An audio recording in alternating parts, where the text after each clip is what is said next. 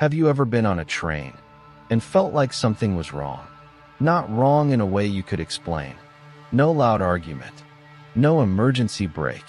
No reason at all. Just wrong. Like the train had quietly slipped off its route. Like it had gone somewhere it was never supposed to go. And like you, were the only one who noticed. I want you to think about that feeling for a moment. That specific, crawling sensation of being in a familiar place that has somehow become deeply, quietly unfamiliar. Tonight, I want to tell you about a woman named Aiko, and the night she took the last train home, and never quite arrived. It was a Tuesday, late November, the kind of cold that doesn't bite, it just settles, gets into your coat, gets into your bones, stays there. Aiko was 34 years old. She worked as a data analyst for a logistics company in Osaka. A quiet job, a quiet life. She preferred it that way, especially after the divorce. Her ex-husband used to say she thought too much, that she lived too much inside her own head. Maybe he was right, but her head had always felt safer than the world outside it. By the time she reached Namba Station that night, it was 11:47 p.m. The last train on the Mitsubishi line departed at 11:52. She made it with 3 minutes to spare. The platform was nearly empty. A salaryman asleep against a pillar, his briefcase balanced perfectly on his knees, the practiced posture of a man who had missed the last train before and learned to sleep standing up. A teenage girl near the edge, scrolling her phone. And near the far end of the platform, an older woman, beige coat, small shopping bag, standing very still. Ordinary, perfectly ordinary. The train arrived. Aiko found a seat near the door, second car from the front, right side, window seat. The same seat she always chose. Creatures of habit, all of us. She put in her earphones, closed her eyes, and let the motion of the train carry her. At first, everything felt normal. The familiar rhythm of the tracks, the gentle sway, the muffled announcements drifting through the car like something half remembered. She counted the stops in her head, for more until home.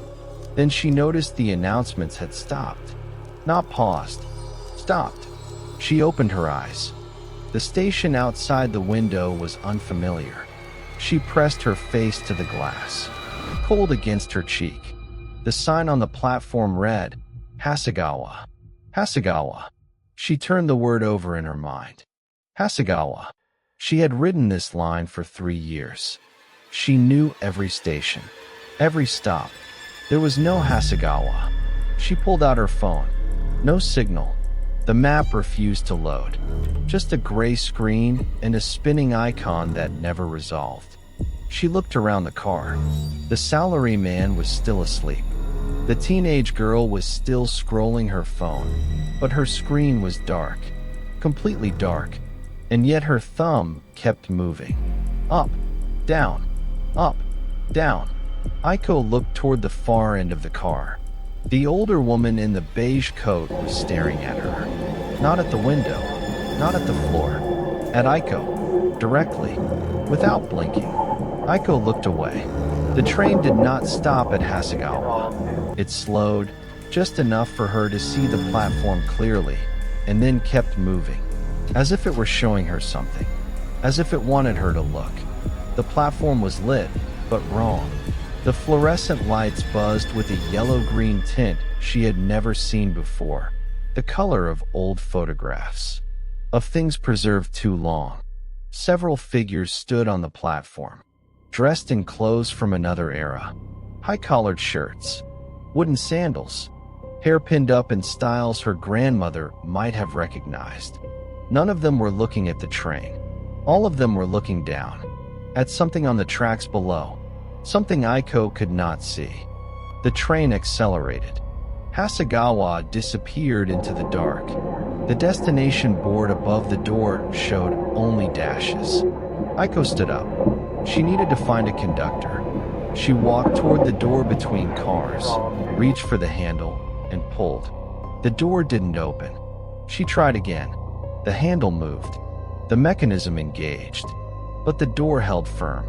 She looked through the small rectangular window into the next car. It was empty, completely empty. Every seat, the whole length of the car, empty, but the lights were on. And on one of the seats near the back, she could see a small shopping bag, beige, sitting upright, perfectly still. She turned around. The older woman was gone. Aiko sat back down. She pressed her hands flat against her thighs and told herself to breathe. Think logically.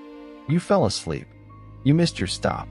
You're on a different line, a maintenance route, maybe, or an express that skipped your station. There is an explanation. There is always an explanation. The train slowed again. Another unfamiliar station. Marino. The sign was old, paint peeling at the edges, the kanji hand-lettered rather than printed. Marino. Forest field.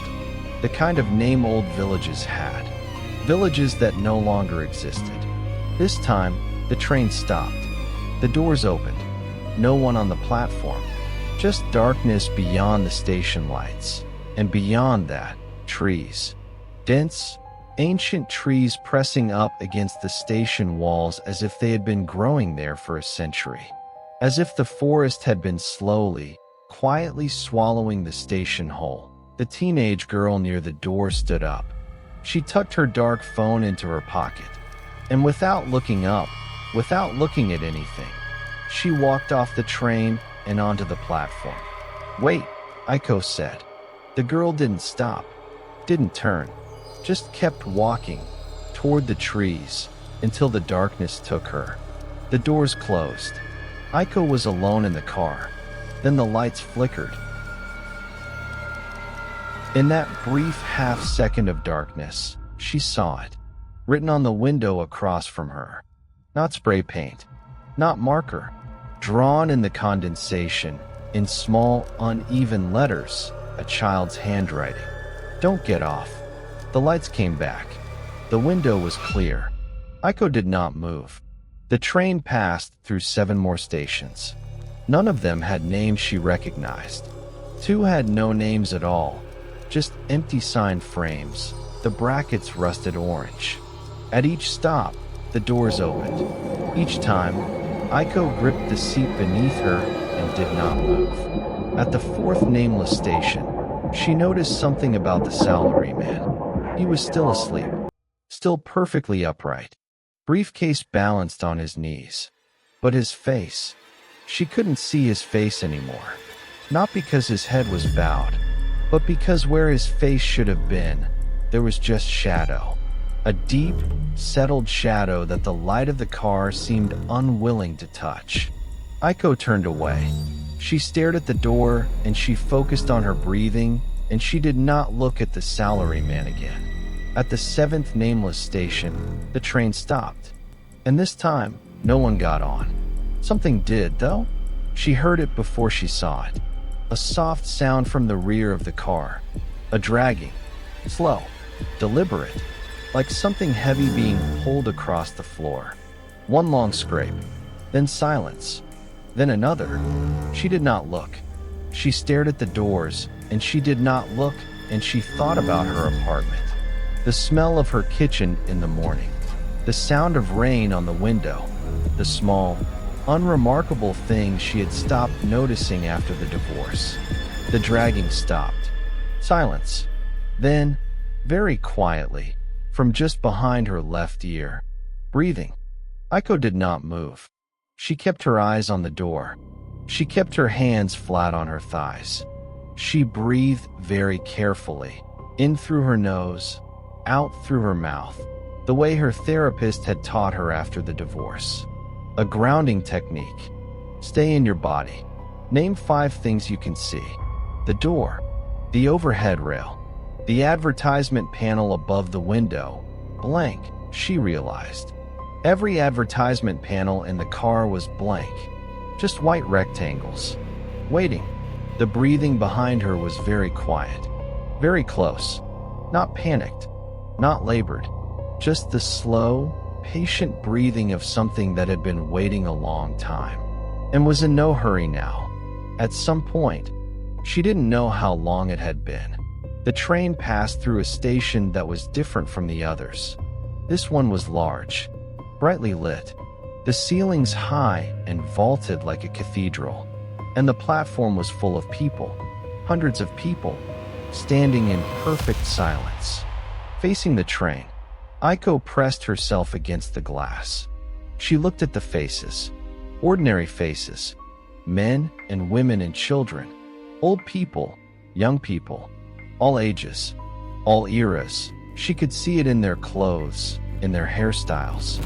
Decades and decades of people, all standing on the same platform, all looking in.